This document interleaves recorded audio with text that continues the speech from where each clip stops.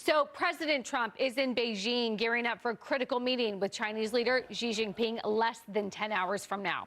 The president is bringing some of America's top CEOs with him, looking to strike deals with China and open up the country to U.S. business. And strengthening ties could benefit Beijing. The Chinese economy is facing a slowdown, recently setting its lowest annual growth target in 35 years. There's also military priorities. Xi is looking to stop American weapons sales to Taiwan, and Trump will address China's support for Iran. What is your message to President Xi as it relates to the Iran war? Well, I think, number one, we're going to have a long talk about it. I think he's been relatively good, to be honest with you. You look at the blockade, no problems. They get a lot of their oil from that area. We've had no problem, and he's been a friend of mine. Do you think he needs to intervene at all with the Iranians? Do you think he can help in any way? No, I don't think we need any help with Iran. We'll win it one way or the other. All right, so there's a lot to do there between Iran, and business. But, Brian, I wanted to read you this note that I found and see if you agree. I actually think that maybe it could be a good thing. It says the presence of Wang, Musk, Cook, and others signals that technology and commerce are among the top U.S. priorities going into the meetings. We believe the summit will prove constructive because it keeps the conversation focused on reopening channels where there is possibility. So I actually am like, you know what, you're right. Instead of getting hung up on soybeans, and I know that we want them to purchase soybeans, right, but they don't purchase soybeans. So let's start talking about things that we actually think that they'll follow through on. I don't know. What do you think? I don't think they follow through on anything. So I don't know that. I'm not saying we shouldn't talk. I'm super glad President Trump's going there, okay? I don't think they follow through on anything unless they have to, because the physical world has changed, okay? So I like this meeting because it's kind of check-in time. Let's talk about what's happened since I've been president, okay? You're going to bring with you, your best and brightest capitalist leaders, and you're going to show Xi Jinping, we're playing offense on tech, on AI, we're beating you, and these are the guys who will help me do that, okay? You're going to sit there and assess what we've done in Venezuela, and the Panama Canal, and Greenland, and what's going on in Iran, and what you're not going to cut a deal by making promises with Xi. You're going to show him the world's changing, that American leverage is changing, that energy leverage is changing. You do what you want, Xi, but just understand anything you want is going to have to involve us more than it used to because we're playing offense. So let's talk for real now. You need oil? We're your guy. It's not Iran. It's not even OPEC anymore, and it's definitely not Venezuela. We're your guy, okay? So to me, it changes the whole conversation. Doesn't mean anything gets cut or done in the short term, but it lets Xi Jinping know that the playing field is radically different to our advantage, and he needs to think long and hard about that. Well, and Jackie, I agree. We've talked about the economy. I think they just barely hit that, 4 or 5% growth rate, according to their data. No one actually knows because they don't have quality data that's reliable. So I think people are trying to understand who's coming into this with a position of strength. Is China strength because they have DeepSeek and ties with Iran and they're fine? Or are we coming in with a position of strength because of all the things that Brian mentioned? Or is Iran right now maybe sort of a little bit sign of a weakness because we just got those PPI numbers? How do you sort of read that, the balance of risks there? Well, I got skewered on X for saying that President Trump was going into the China meeting from a position of strength. There are a lot of people out there who don't necessarily see it that way. They see the communist country as the big bad wolf that is going to crush us in the end. But and I'm not typically at a glass half full person, but I'm very optimistic on this because you talk about the growth. It has been a while since China has posted their self-reported, non-transparent gangbuster growth numbers. It has been rumored for many, many decades now, 2 decades at least, that this is a house of cards that's ready to collapse. What did the president do here in the United States when we were kind of stalling? He lifted the restrictions on AI, put the pedal to the metal, and allowed a new industry to spur spur the growth machine, along with other aspects in the big, beautiful bill that go along with the whole, system of capitalism to kind of stimulate everything. China's got to do something. And with regards to the soybeans, they can buy the soybeans. They just have been putting it off because that's a card that they can play as long as they possibly can. They can buy those soybeans, and they can do other things for us. They can do that without abandoning their model completely. But they need to think about what their growth engine is going to be. And I don't think they can come up with that growth engine completely on their own. They sort of will need to work with America to be able to do that. So part of that pomp and circumstance arrival for President Trump today, while I think there are ulterior motives baked into it, I also think that they're sort of looking at this and saying, we can't be on the wrong side of this trade. We've got to figure out a way to work with the Americans.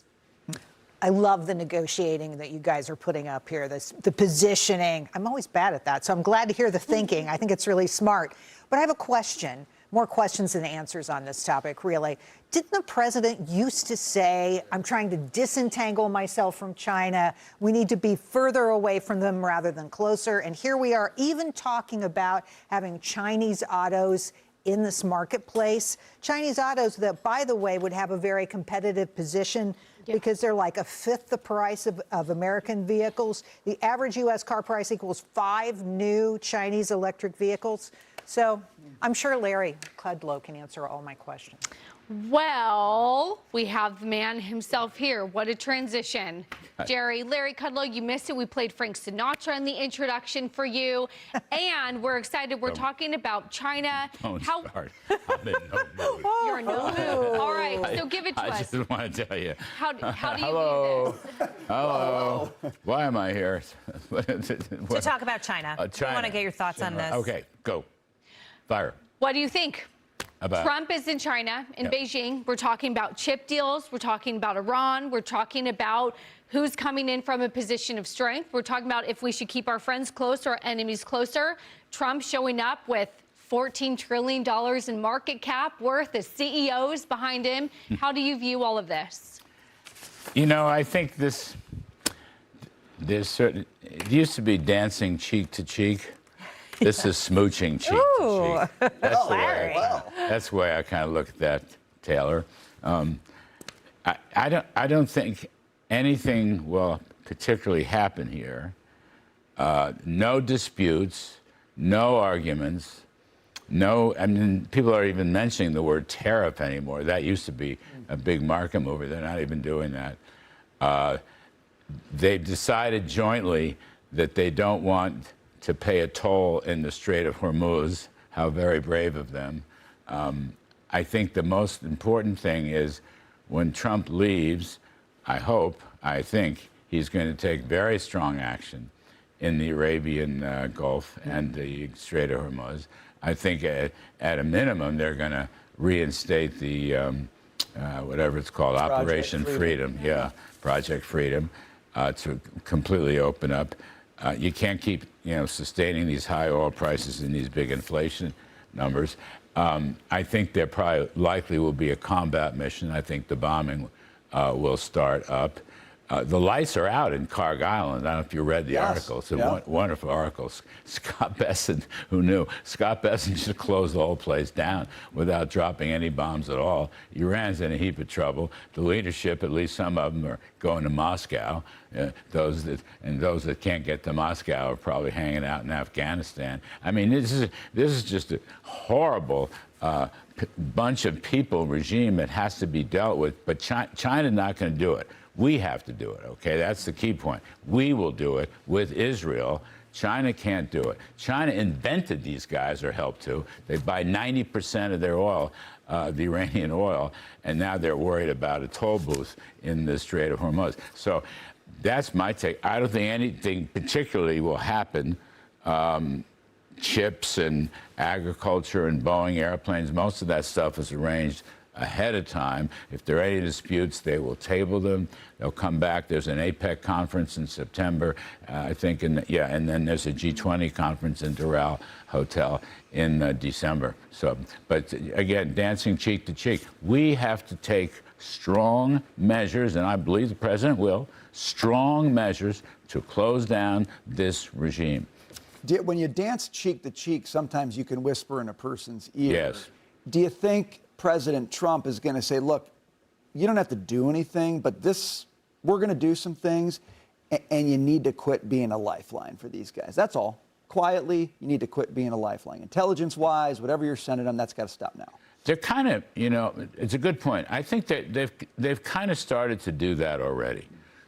Look, China's economy still hasn't recovered from the real estate property collapse. Okay, when they say 5% growth, first of all, it used to be 15. Yeah. They're saying 5. That probably means -5, right? Because they have a tradition in China. If they don't like the numbers, they don't publish them.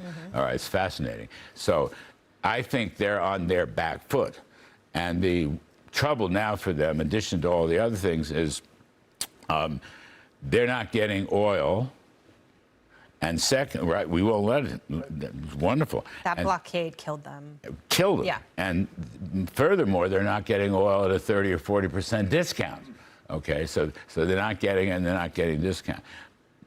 But the only way to fix that is for the United States to open up Hormuz and to literally just once and for all take charge and control of the entire Arabian Gulf. Okay, we'll worry about splitting up the spoils later. The Gulf states are with us. Hell, the Gulf states now they're firing missiles at Iran. Right. All right, so there's a full rebellion going on. And Iran's fighting missiles at them because their bank accounts, their offshore bank accounts, are all frozen if they haven't been seized. So we have to do this, and I don't think China will get in the way. Okay, that's probably important. That may be what you're asking. Yeah. I don't think they'll get in the way. So do you think all this pausing was just get through this visit and then do what you need to do on Trump's part? You know, it's a great question. I'm just not on the inside to know national security stuff. I think the president probably hoped that diplomacy would work before the China trip, but it didn't. And so he made that very clear in recent days before he left. And we will resume our military campaign with Israel. Israel is in charge of the Human Resources Department, the personnel. They'll take them out. And we must act right away. Don't let them off the hook. Don't let history pass us by. And I have confidence. I believe Trump will. He went for diplomacy. And in a way, his China diplomacy is good. Okay. I mean, the tone, the temperament, right? Think of where we were a year ago with China. I mean, the whole world was revolving around U.S.-China tariffs and bric-a-bracs. So that's good. I mean, I think Can I Trump's ask you a quick question? Yeah, No, sure. I'm just really curious what you think, because if things go, Larry, as you're suggesting or as you'd like to see them, that we would go back to our mission, bomb Iran, end the war, open the strait, how quickly do lower gas prices follow through in the U.S. of A? So that's a key question. I'm not necessarily an expert on such matters, but I will tell you my thought is it's going to take longer than you want it to. Yep. And I say you because when I think of Jerry Willis, he's standing in the corner of Studio J doing these fabulous stock market rack-ups for me. On the screen. And she's just fabulous stuff. It's a sight to behold. But we only really get her when things are up a lot or down a lot. Right. So I'm just thinking it's going to take longer than anybody wants it to, is my guess. I was reading today the Phil Flynn wrap-up. I think it was Phil Flynn. I'm not sure. But maybe perhaps somebody else. I enjoy Flynn stuff. But turning the spigot, all these countries have now shuttering. Yep. The supply shuttering for all the Gulf countries is enormous. That can't be easy to turn that stuff back on. So why take it out of the round? And no, it's not easy. I want to fold this into inflation, which we'll do in the next block. Yeah. I think that's a good segue for us to end there. Kevin